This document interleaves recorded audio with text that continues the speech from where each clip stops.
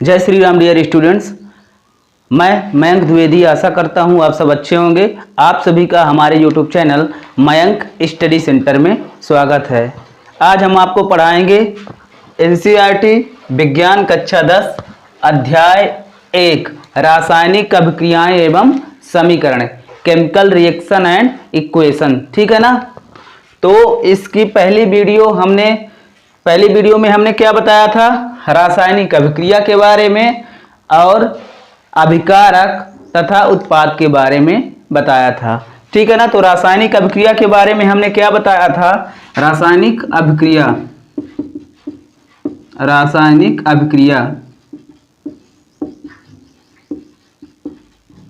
तो रासायनिक अभिक्रिया के बारे में हमने बताया था प्यारे छात्रों कि वे परिवर्तन जिनमें नए गुणों वाले पदार्थ का निर्माण होता है। ठीक है ना। नए गुणों वाले पदार्थ बनते हैं, उसे हम क्या कहते हैं, रासायनिक अभिक्रिया कहते हैं। ठीक है ना।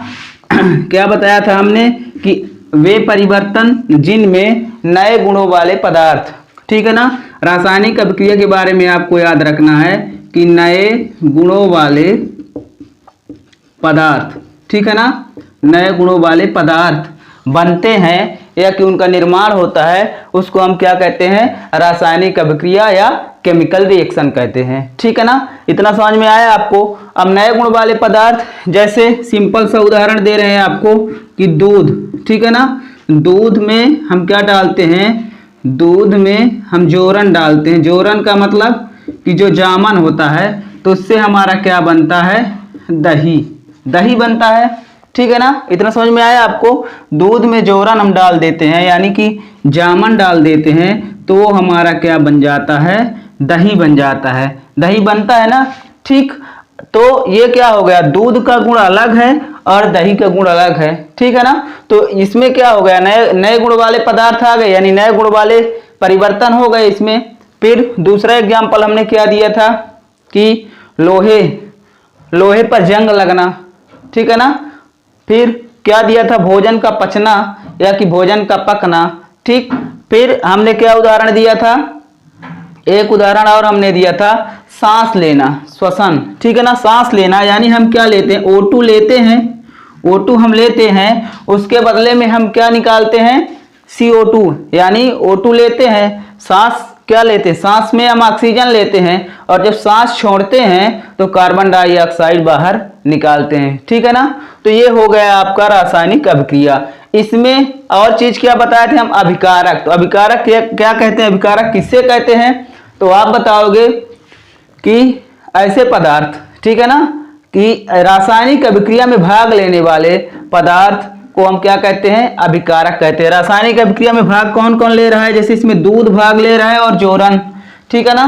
तो ये क्या कहलाएंगे, हमारे अभिकारक कहलाएंगे या अभिकारी पदार्थ। और लास्ट में हमारा जो बन रहा है दही, वो हमारा क्या कहलाएगा, प्रोडक्ट कहलाएगा। ठीक है ना, उत्पाद कहलाएगा। इतना समझ में आया आपको। ठीक है ना। वीडियो पर जो नए होंगे, चैनल पर जो नए होंगे तो चैनल को सब्सक्राइब कर देंगे। चलिए अब हम चलते हैं आगे। आपको बताएंगे रासायनिक अभिक्रिया के प्रेक्षण। ठीक है ना। रासायनिक अभिक्रिया के प्रेक्षण का मतलब कि हम रासायनिक अभिक्रिया को कैसे पहचानेंगे, how can be identify the given reaction is chemical reaction. ठीक है ना। तो दी गई अभिक्रिया रासायनिक अभिक्रिया है या नहीं है, उसे हम कैसे पहचानेंगे।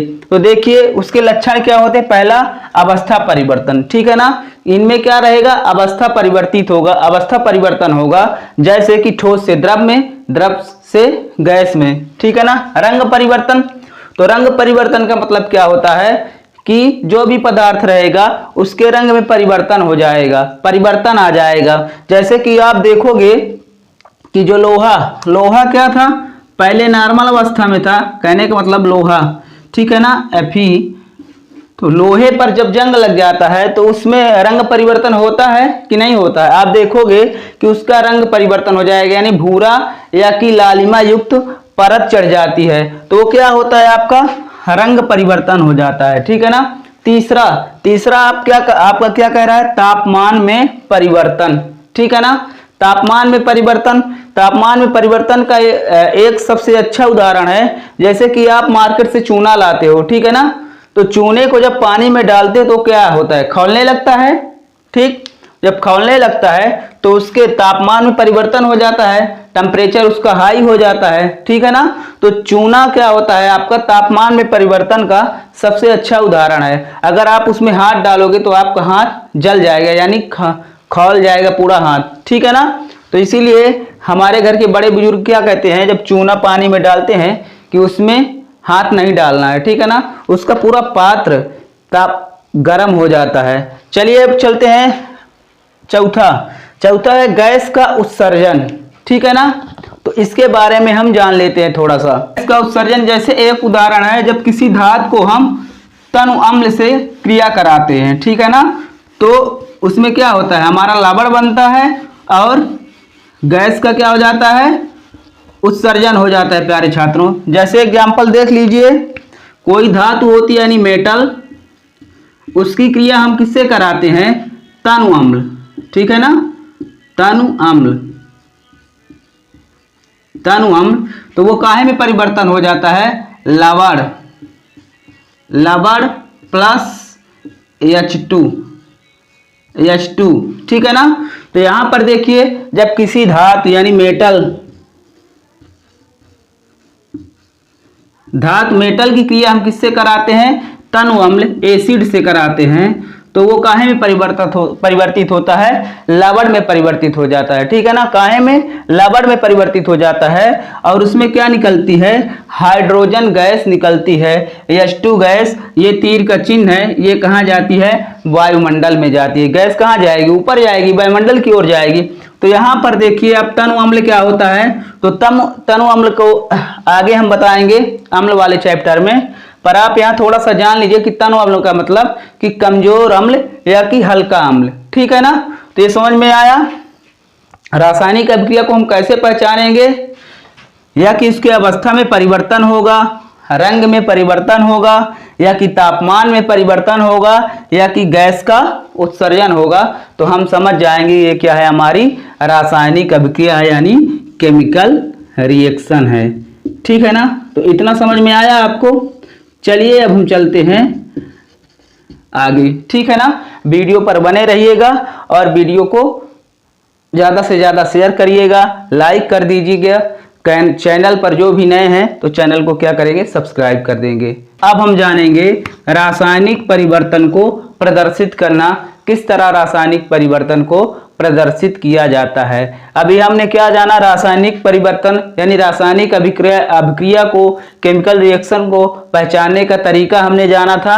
अब हम जानेंगे रासायनिक परिवर्तन को प्रदर्शित कैसे किया जाता है। तो जैसे हमने क्या बोला था कि दूध से हमारा क्या बनता है, दूध और प्लस जोरन यानी कि जामन मिला करके हमारा क्या बनता है, दही, ठीक है ना। दही का निर्माण होता है, ठीक। तो यहाँ पर देखिए दूध प्लस जोरन यानी ये हमारा किस पक्ष में है, LHS, यानी इसको हम बोलेंगे बायां पक्ष। कौन सा पक्ष, बायां पक्ष। और ये वाला हमारा RHS यानी कि दायां पक्ष, ठीक है ना। तो ये इस तरह, और इसको हम संकेत कौन सा लगाते हैं, तो एरो का संकेत यानी तीर का निशान, ठीक है ना। तो तीर का निशान लगाते हैं, तो ये इससे हमें पता चलता है कि हमारा रासायनिक परिवर्तन हुआ कि नहीं हुआ। तो ये इस तरह देखिए, पहले हमारा ये अभिकारी पदार्थ हो गए, इनको हम क्या बोलेंगे, अभिकारी पदार्थ बोलेंगे ना, रिएक्टेंट या अभिकारक, इनको हम क्या बोलेंगे, रिएक्टेंट या अभिकारक। इधर हमारा क्या होगा, प्रोडक्ट या उत्पाद, ठीक है प्यारे छात्रों। तो दूध प्लस जोरन जो अभिक्रिया में भाग ले रहे हैं उनको हम क्या बोलेंगे, रिएक्टेंट, अभिकारक बोलेंगे। और अभिक्रिया में भाग लेने के बाद ये एरो का चिन्ह लगा हुआ है, तो ये क्या दिखा रहा है कि रासायनिक परिवर्तन हो रहा है कि नहीं हो रहा है, ठीक है ना। तो एरो के इस बगल यानी राइट साइड में दूध और चोरन जामन मिलाने से क्या बना, दही बना। तो ये हमारा राइट साइड यानी दायां पक्ष में ये क्या कहलाएगा, प्रोडक्ट, उत्पाद कहलाएगा। ठीक है ना। इनको हम कहां से प्रदर्शित कर रहे हैं, एरो के चिन्ह से, कि ये हमारा रासायनिक परिवर्तन हो रहा है। ठीक है ना। जैसे लोहे में क्या होता है, जंग लगता है ना। ठीक है ना। जैसे अभी हमने क्या लिया था, पिछले वीडियो में एक उदाहरण लिए, एग्जाम्पल लिया था हमने, H2 plus O2 equal to क्या बनाते हैं, पानी बनाते हैं। तो यहां पर देखिए ये हमारा परिवर्तन दिखा रहा है। परिवर्तन क्या दिखा रहा है कि H2 प्लस O2 हाइड्रोजन और ऑक्सीजन मिलकर के क्या बना रहे हैं, H2O पानी बना रहे हैं। तो ये हमारा परिवर्तन दिखा रहा है। इधर एरो के चिन्ह से हमारा क्या दिखा रहा है, परिवर्तन। ठीक है ना, कि केमिकल चेंज दिखा रहा है कि केमिकल में चेंज हुआ, केमिकल रिएक्शन में चेंज हुआ कि नहीं हुआ। ठीक है ना। तो यहाँ पर हाइड्रोजन एक ज्वलनशील पदार्थ है, यानी ईंधन है, ज्वलनशील ईंधन है। और ऑक्सीजन क्या है, जलाने में सहायता करती है। और उसके विपरीत क्या बनता है, पानी बनता है H2O, जो आग को बुझाने के काम में आता है। ठीक है ना। तो यहाँ पर ये वाले हमारे H2 और O2 क्या कहलाएंगे, अभिकारक कहलाएंगे। क्या कहलाएंगे, अभिकारक। और ये वाला हमारा क्या कहलाएगा, उत्पाद। ठीक है ना। अंग्रेजी में रिएक्टेंट और हिंदी में मतलब इसको प्रोडक्ट को, उत्पाद को प्रोडक्ट। ठीक है ना। तो ये हमारा उत्पाद कहलाएगा। इसमें दो पक्ष होते हैं, एक बायां पक्ष यानी LHS लेफ्ट हैंड साइड, और ये होता है RHS राइट हैंड साइड। ठीक है ना। तो इस तरह हम समीकरण को प्रदर्शित करते हैं। ठीक है ना। एक और एग्जांपल यहां पर हम ले रहे हैं, जैसे इसको मिटा दे रहे हैं। सेशन को लाइक कर दीजिएगा और वीडियो को ज़्यादा से ज़्यादा शेयर करिएगा। चैनल पर जो नए हैं तो चैनल को सब्सक्राइब कर देंगे। ठीक है ना। सब्सक्राइब करना ना भूला करिए आप, बड़ी मेहनत बढ़ती है वीडियो बनाने में। देखिए हम खुद पसीना पसीना हो गए हैं। ठीक है ना।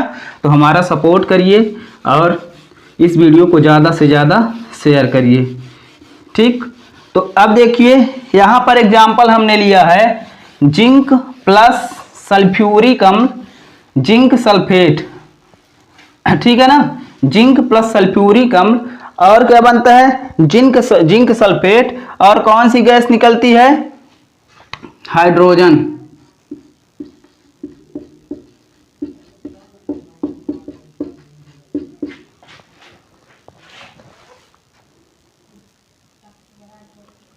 ठीक है प्यारे छात्रों, जिंक प्लस सल्फ्यूरिक अम्ल, फिर ये एरो का चिन्ह, उत्पाद में हमारा क्या बना, जिंक सल्फेट और हाइड्रोजन। तो ये हमारे क्या कहलाएंगे, जिंक और सल्फ्यूरिक अम्ल। ये हमारा क्या कहलाएगा, प्रोडक्ट रिएक्टेंट कहलाएगा, REACTANT रिएक्टेंट यानी अभिकारक।